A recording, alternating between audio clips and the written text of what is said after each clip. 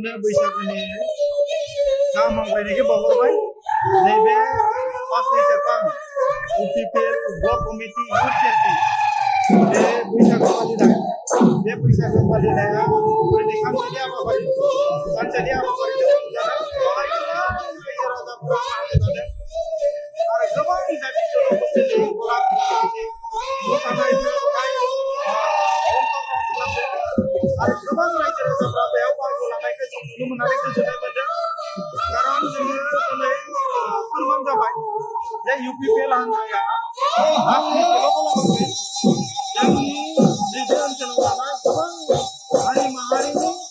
हारिमुफोरखौ फोथांना लाखिनायावबो जे खामानि मावबाय थादों बेयो जोंनि मोनसे गोथां बिदिन्थि दा बेखायनो जों आसा खालामदों रायजो राजाफोरा फैबाय थानाय समाव जोंखौ जेब्लाबो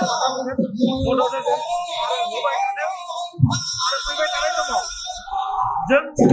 नैबे इउथ सेला UPPL हान्जानि इउथ सेला रायजोनि थाखाय मोजां खामानि मावगोन आरो मोनफ्रोमबो जाथि जनगोष्ठीनि थाखाय जेब्लाबो जौगानायनि थाखाय हाबाफारि लाबाय थादों आरो नैबे समाव आङो गासैबो बिटिआरनि रायजो राजाफोरनो जोंनि